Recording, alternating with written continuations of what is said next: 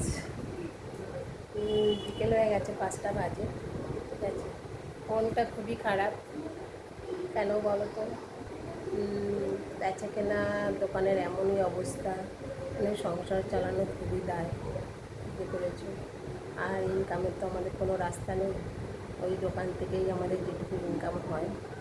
ঠিক আছে, আর সবজিপাতির এমন দাম হয়েছে, কিছু বলার মতন না। তোমরা তো জানো, বাজারঘাটে তোমরাও নিশ্চয়ই করো। আর আমাদেরও তো দোকানের সবজিপাতি সবই কিনতে হয়।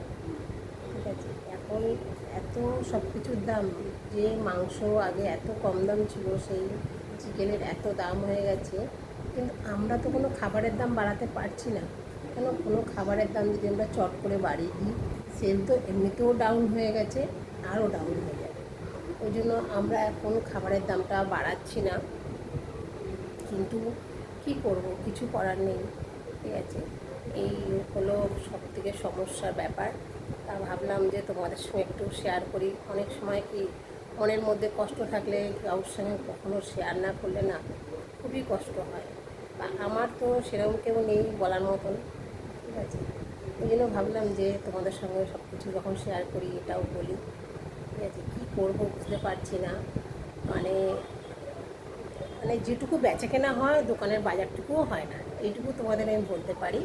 ঠিক আছে, আর এইভাবেই চলছে দিন, দীর্ঘদিন ধরে এরকমভাবেই চলছে। বাজারটা এতটাই প্রচুর ডাউন হয়ে গেছে, জানি না কেন হঠাৎ করে এরকম হলো। মাঝে সাঝে ভালো বেচা কেনা হতো, কিন্তু এখন এতটাই খারাপ বেচা কেনা, মানে বলার মতন না। তোমরা তো সবাই জানো, আমার বাড়ির সঙ্গে আমার ছোট্ট করে একটা ফাস্টফুডের দোকান আছে।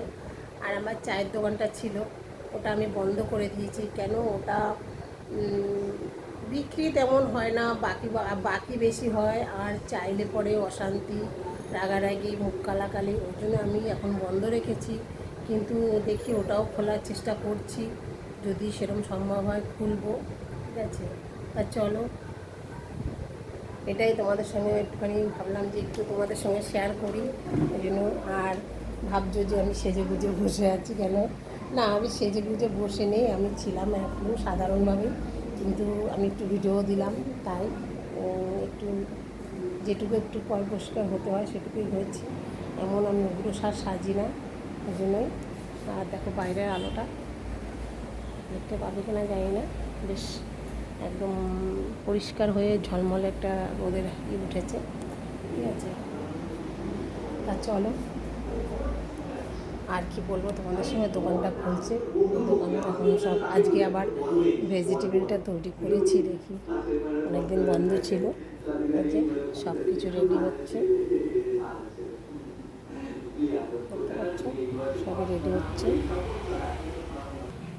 এই ভেজিটেবিলগুলো আমি ভরে দিয়েছি। ঠিক আছে, দেখো সাইজগুলো বড় বড়ই করেছে। এগুলো 7 টাকা করে পিস বিক্রি করছিলাম, কিন্তু কিছু করার নেই, আজকে দিয়ে দামটা একটু বাড়িয়ে দিলাম। আজকে থেকে 1 টাকা বাড়িয়ে দিয়েছি, 8 টাকা করে না নিলে হচ্ছে না। ঠিক আছে, আর এই বৃষ্টিকালে এই বৃষ্টি, এই রোদ, আকাশটা দেখো কতটাই পরিষ্কার, একদম ঝলমলে একদম আকাশটা, খুব সুন্দর আকাশটা এসছে।